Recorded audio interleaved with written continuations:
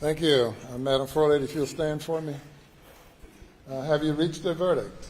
Yes, sir, we have. Is it unanimous? Yes, sir, it is. All right, if you will pass it up to the clerk, who will pass it to me. And you may be seated.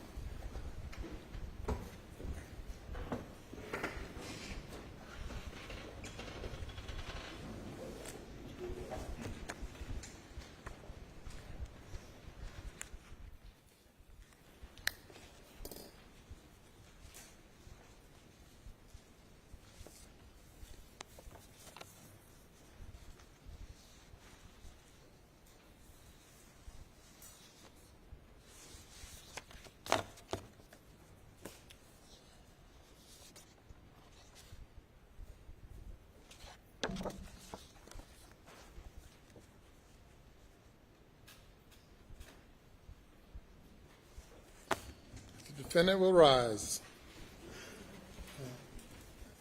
Madam Clerk, you may publish the verdict starting with the back, not with the, let's see, tell you again.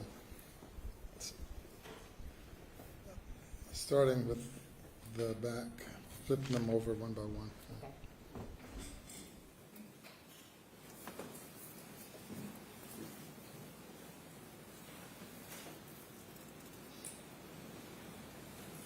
State of South Carolina versus.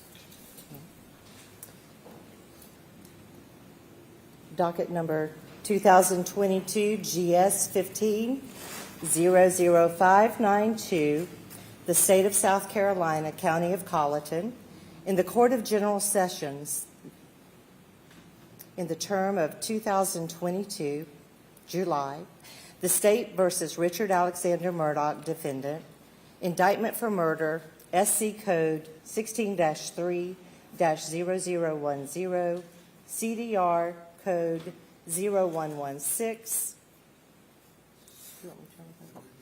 Okay. Guilty verdict. Signed by the forelady, 3/2/23. Docket number 2022 GS 15-00593. The State of South Carolina, County of Colleton, in the Court of General Sessions, the July term of 2022. The State versus Richard Alexander Murdaugh, defendant, indictment for murder, SC Code 16-3-0010, CDR Code 0116, verdict guilty, signed by the forelady, date 3/2/23. Docket number 2022 GS 15-00595, the State of South Carolina, County of Colleton, Court of General Sessions, July term 2022.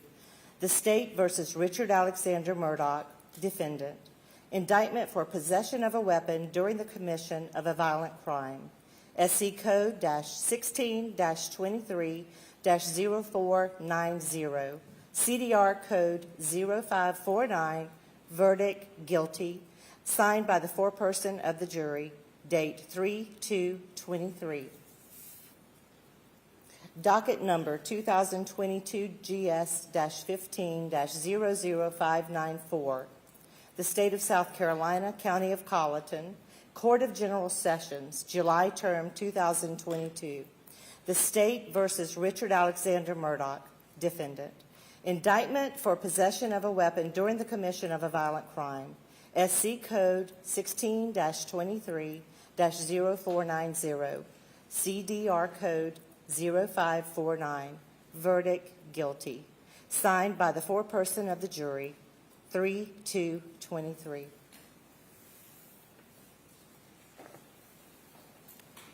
Thank you. Madam Forelady and members of the jury, if that is the verdict of each and every juror, please let it be known by raising your right hands. All right, thank you.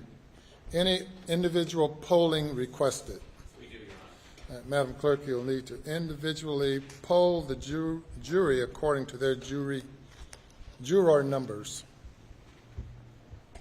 Number 193. Was this your verdict? Yes, sir. Is it still your verdict? Yes. Juror 254, Yes. is this your verdict? Yes. Is it still your verdict? Yes.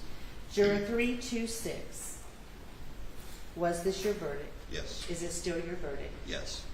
Juror 530, was this your verdict? Yes. Is this your verdict? Yes. Juror 544, Yes. was this your verdict? Yes. Is it still your verdict? Yes. Juror 572, was this your verdict? Yes. Is it still your verdict? Yes. Juror 578, was this your verdict? Yes. Is it still your verdict? Yes. Juror 589, was this your verdict? Is it still your verdict? Yes. Juror 630, was this your verdict? Yes. Is it still your verdict? Yes.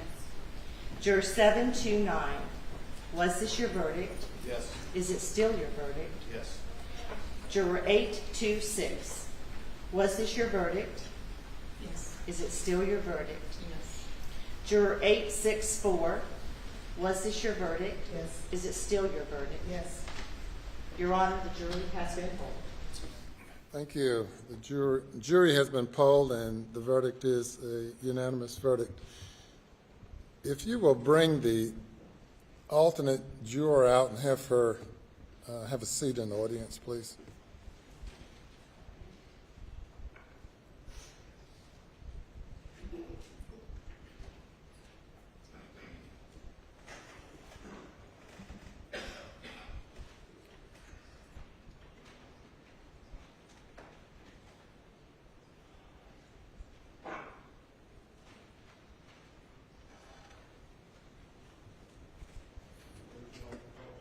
You can stand there or you can sit back there, whatever you prefer. Okay. Are there any post-trial motions? None from the state, Your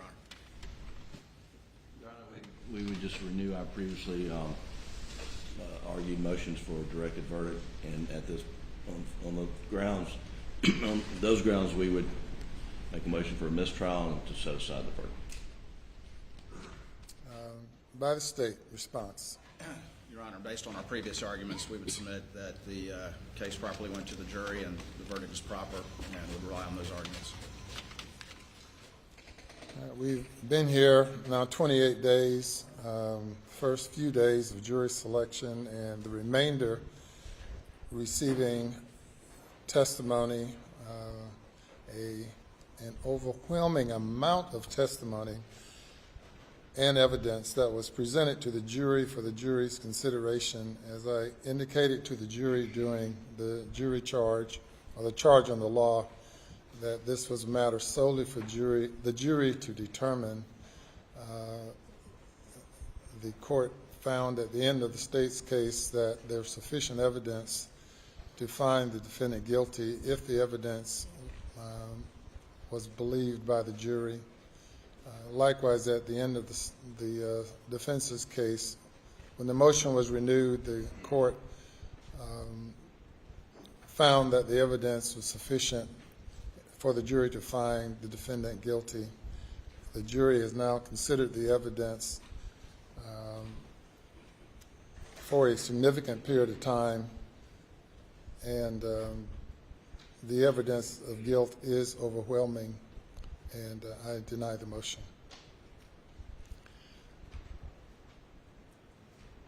Mr. Murdaugh, you now having been found guilty of 2 counts of murder involving your wife and your son, 2 counts of possession of a weapon during the commission of a violent crime, the burden now comes upon the court to impose a sentence.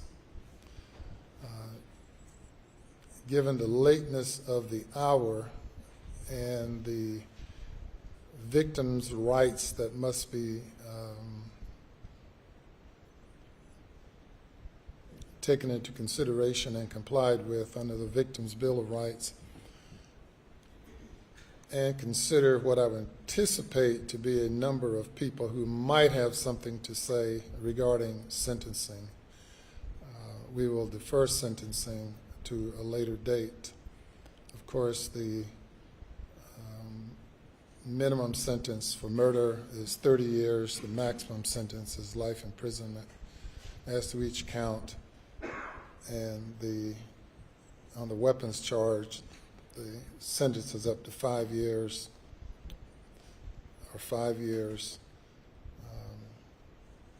which has to be concurrent if a life sentence is imposed.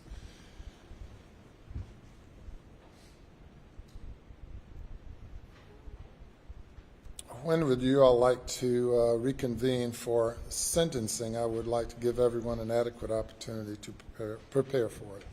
State will be ready at 9:30 in the morning, Your Honor.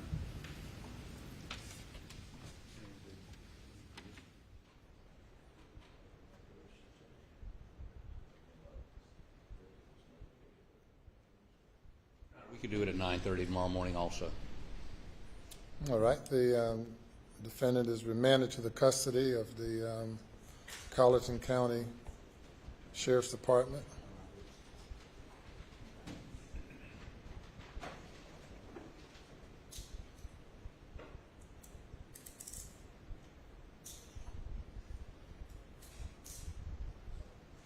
And he may be taken away.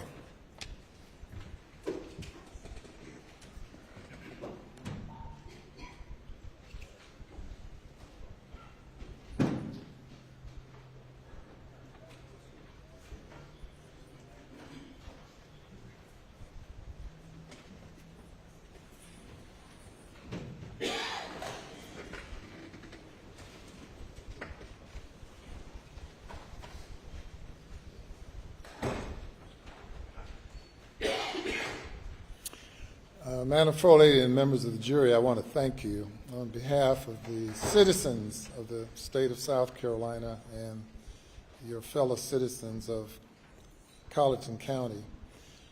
You did not volunteer for this service. You were called upon by being summoned to appear, and Providence have brought you to this moment in time and these weeks in time. I know that all of you have been here at great sacrifice, particularly the juror whose job was on the line until a miracle happened, I guess, that allowed him to be able to leave rather than leave after 2 or 3 weeks. But I want to thank each one of you all individually and collectively.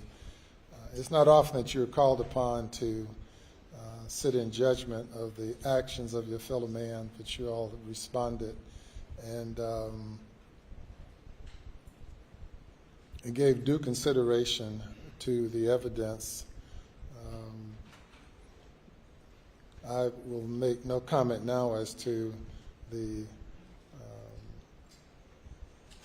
extent or the overwhelming nature of the evidence, but certainly the verdict that you've reached is supported by the evidence,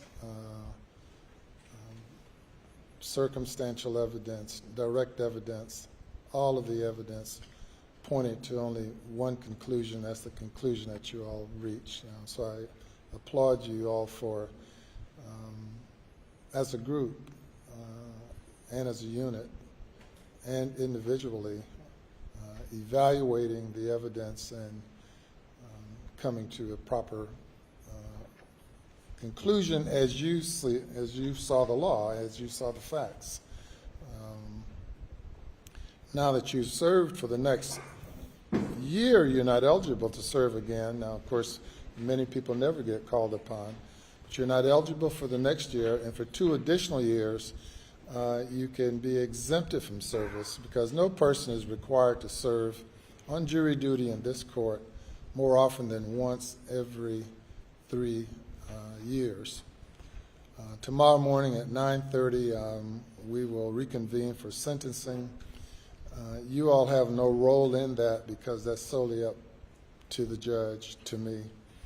You're welcome to come back if you want to and be a part of the audience if you like. I also want to thank the alternate juror who was locked away in a room by herself for these hours, who who's hung in there during that period of time. I want to thank you as well. Madam Clerk, what do you have to tell your jurors?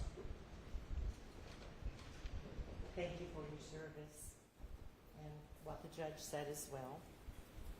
And I think we can release them tonight and bring them back in the morning. No, they're off jury duty. They can come back if they like. And you don't have to if you don't want to.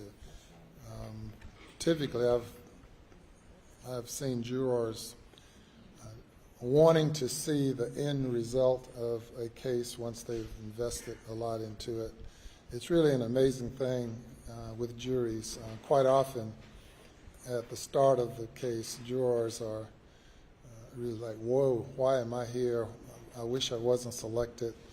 But as time passes and the jurors become invested and really committed to the case and committed to seeing it through, and are very disappointed when they are not able to see it to a conclusion.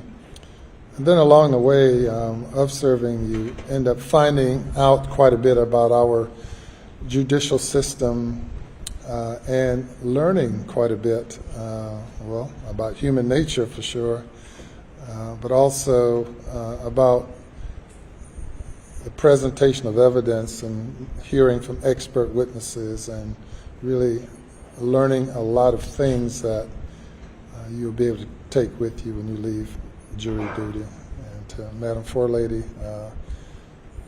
I don't know if you were hesitant initially or not, but you have stepped up to the plate and done a great job of leading the jury as well.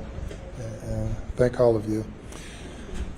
So the jury is dismissed. Now, one thing before you go, of course, we have invested a lot in maintaining the privacy of the jury, of each one of you. And you are free at this point to discuss the case with anyone. Given the high-profile nature of the case, I'm certain that the many people in the media will probably want to communicate with you, but they have no means of contacting you because under order that I issued, the identity of the jurors must be kept private. And if you decide that you want to speak with anyone, local, state, nationally, or internationally, that's your prerogative. However, should anyone harass you, please let me know and I will address those issues. If anyone through the somehow or another discover your identity and harass you, and rest assured I will intercede on your behalf. That having been said, you are free to communicate with whomever you might want to concerning the case from now on. And so with that, thank you, and you all are free to go. Judge, if I could Yes. If I could have you go to the jury room, and I'm going to meet you back there for just a few minutes. All right. Gather your belongings. And as is my practice, I'll speak with the foreperson before you leave the building after talking to them back there.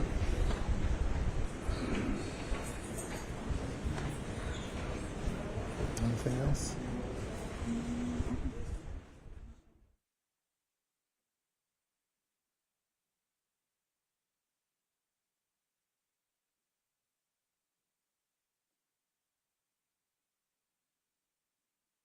Be in recess till 9:30 tomorrow morning.